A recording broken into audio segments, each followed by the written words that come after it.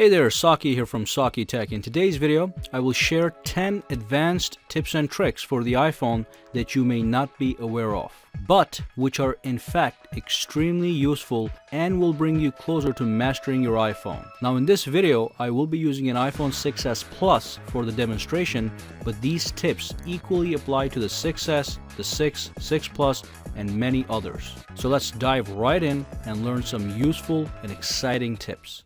Alright, so tip number 1, the secret menu that you can enable that's going to float on the screen, and it's going to give you a bunch of functions you can access right from that menu. First, let's go and actually enable that setting. Alright, so go into settings, scroll down to general, go inside, and then look for accessibility, just tap it, and at the bottom here where it says interaction, you're going to enable assistive touch. So let's tap that.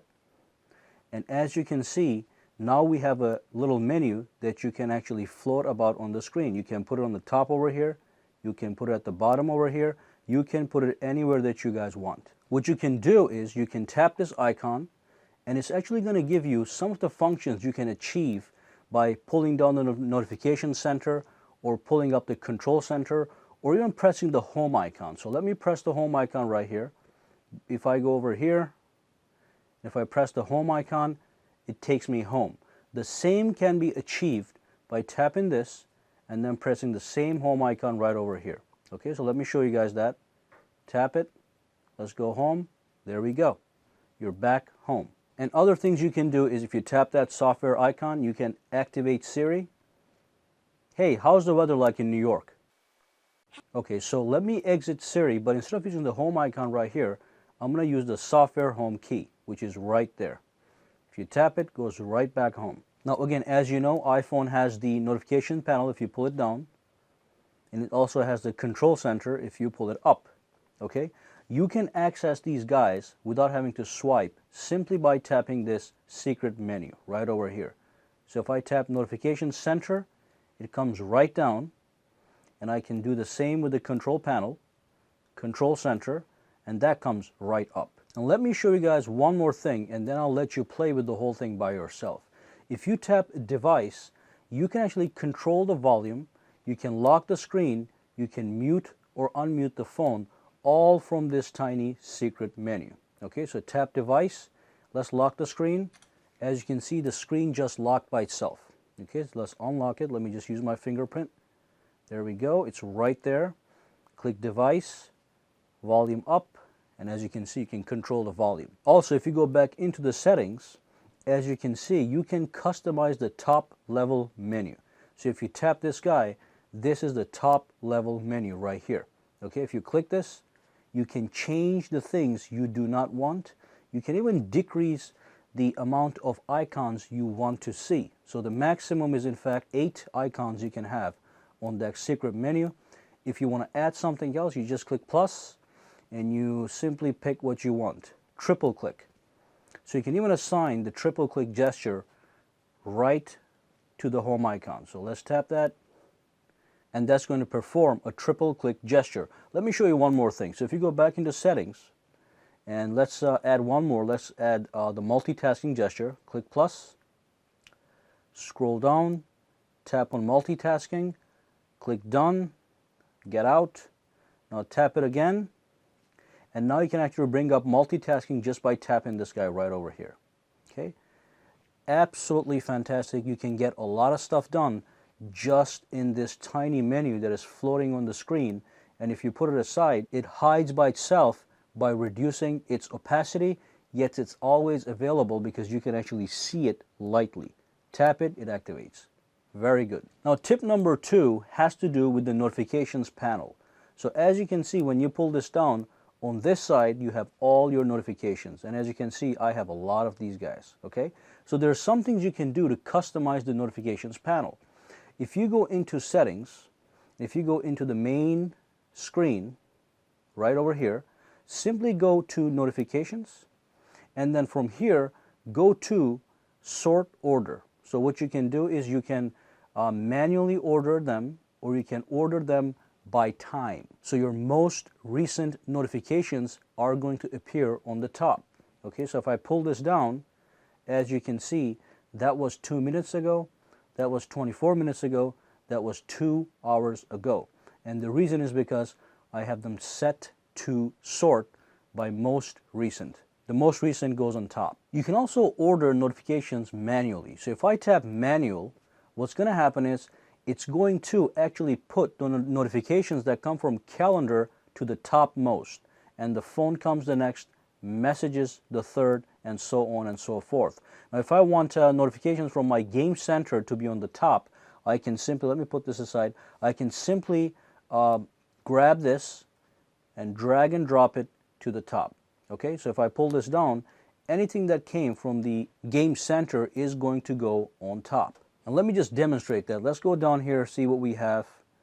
We have something from Robinhood. So I'm going to take the application Robinhood. I'm going to drag it all the way to the top. Okay, so this is going to be my first notification that I'll see. So now, if I go back and pull this thing down, you'll see that the Robinhood has moved to the topmost. So that's one thing. Let's go back. I'm going to show you one more thing over here. If you go back into notifications, what you can do is, let's go to recent, go back over here, and you can also choose to group notifications by app. So all the notifications from your inbox are going to be grouped under the title inbox, okay?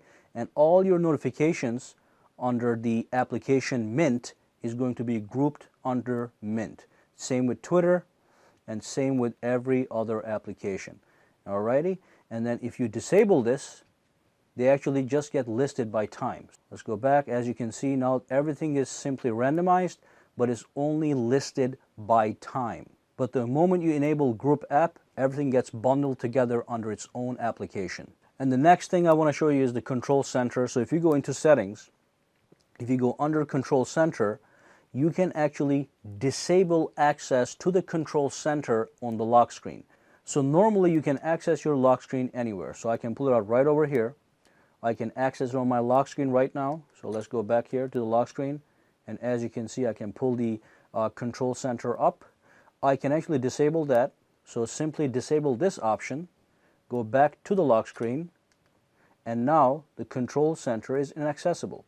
Okay, you may want to do this if you don't want people accessing your phone, the functions that are available on this control center. And of course, you can do the same with the apps. So if I have an app launched, like let's go to the news application, I can actually access the control center, no problem. But what if I was playing a game and I don't want to be swiping around and then the lock screen comes up and that's going to interrupt my game?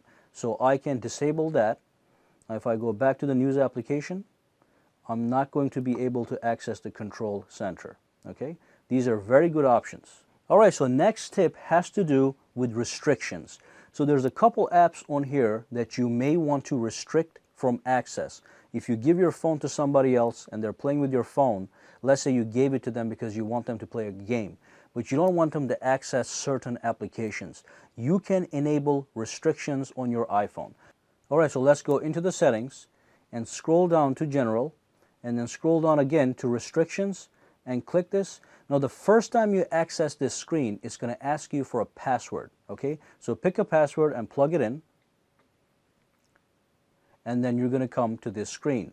So from here, these are the applications you can in fact disable. You can disable Safari. Let's disable that. You can disable the camera. You can disable Siri. You can disable FaceTime. And then when you go back out there, Safari is gone, the camera is gone, and everything else I disabled is in fact gone. So let's go back to settings, go back into restrictions, and then let's re-enable all these guys. And of course you have all these options at the bottom here. You can disable the store, you can disable the iBooks.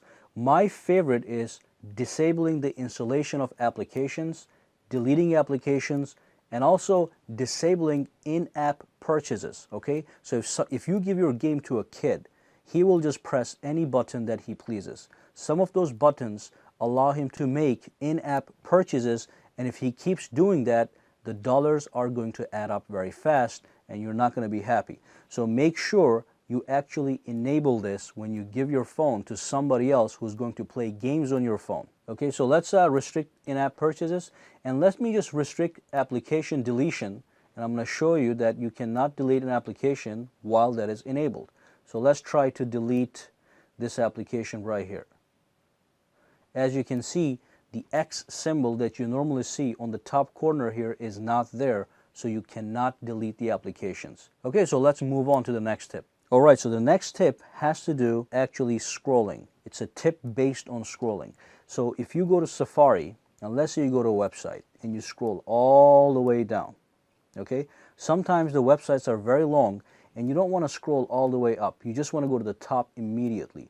All you have to do is tap the white bar, the bar on the top, the status bar, one time, and that's going to make sure the screen, the application that you're in, jumps to the top. And this works anywhere. I'm going to just show you one example. Let's go to settings for a minute here, and let's scroll down. If I tap the bar on the top, oops, not that one, let's do it one more time. Let's go down, tap the bar, and as you can see, it jumps to the top of that screen. Okay, so the next tip is one of my favorites. So let me show you what I'm going to be doing. Let's go to Safari, and here is a website I access all the time. So what I'm going to do is I'm going to press this button right here, and I'm going to say, add this to my home screen by clicking this plus icon right here, and that's going to bring up a menu. I can give the app icon a name and then click add, and that's going to send that to my home screen. It's even going to pick an icon for me. So that's now a shortcut that takes me straight to Amazon.com without me having to launch Safari and type in Amazon.com. So let's just tap that, and boom, you're in Amazon.com. Let's do one more because I'm going to link this to another tip. So let's go to Google.com because I use Google all the time, or let's just go to Apple. Okay, so here's Apple.com. Click that icon, click plus, pick a name, and click add. Okay, and that goes to your home screen. What I like to do is I like to bundle all my favorite websites under a folder. So I can grab this guy, okay, and I can drag and drop it, and I can create a folder. And then I'll go and give that folder a name. I can call this one bookmarks, but if I have similar websites like CNN or BBC or stuff like that, like news channels, I can put all my news bookmarks in one place and simply say news bookmarks. I can do the same with shopping websites. I can do the same with podcasting websites. You get the idea. You can organize and you can actually add bookmarks into folders that send you directly to the website that you want just by tapping on that icon. Okay, so if I want to go to Apple, boom, apple.com. So a lot of you guys probably use the camera on the iPhone, but there are certain options you can tweak as far as recording video goes. So if you launch the camera, and let's scroll to the video, and your camera can actually record in 30 frames per second or 60 frames per second. 30 frames per second takes less space, but it is also less smooth. 60 frames per second takes a little bit more space on your iPhone, but it is extremely smooth video recording. So how do you toggle between 30 frames per second and 60 frames per second? If you look at the bottom here, right now, my camera is set to record at 60 frames per second. So all you have to do is you go home, tap settings, go to the main screen, and scroll down to where it says photos and camera, right over here. If you tap it, you can scroll down, you can go to record video, and you can switch between these different options. So this is 720p at 30 frames per second. You don't want that. This is full high definition at 30 frames per second, which is the default. And then you can do full high definition at 60 frames per second. Now this is an iPhone 6s, so it actually has the capability to record in 4K. So there is also an option here that I can pick. And that's going to make sure that my phone, my camera, records at 4K. And if I scroll over, it's going to tell me right over there. Okay, so just keep an eye right over there to make sure that you're recording in the correct format that you guys desire. And again, just in case you have an iPhone 6s, if you go to settings again, if you go back over here, you'll see that it says record in slow motion. So if you go over here, you actually have two options. You can record at 120 frames per second in full high definition, or you can do 720p at 240 frames per second. That's going to give you super slow motion shots. So let's just switch to 1080p at 120 frames per second and see what happens. Let's go back into the camera, right over here. And as you can see, next to slow motion, it says 120 frames per second, okay? But if I was to go back into the other setting over here, this is the default setting. So in that case, it's not going to say anything. But if you go to 1080p, it's going to actually show you that you're recording at 120 frames per second. And the next tip has to do with your fingerprints. Now, I'm sure everybody has a fingerprint setup on your phone. That's not what I'm going to show you. Let's go into settings and I'll show you what I want to talk about. If you scroll down to where it says Touch ID and Passcode, just go inside. Let me just put my password really quick. And once you are in here, I just want you guys to notice here, it says finger 1 and finger 2. Now I remember that I did my thumb first and then I did my finger. Okay, so finger 1 is my thumb and finger 2 is my index finger. Now what I can do is I can actually tap on this and change the name. Okay, so I can say thumb and click done. And that's going to make sure that I remember which one is which in case I want to come and add a third finger. Okay, so I can choose this finger, I can choose this finger, but then I know already that I already used my thumb, I already used my index finger, so now I can use my middle finger if I have to. Well, thank you for watching this video. Make sure you subscribe to sakitech and give this video a thumbs up. Any comments, questions, or concerns, leave them down in the description below and have a fantastic day.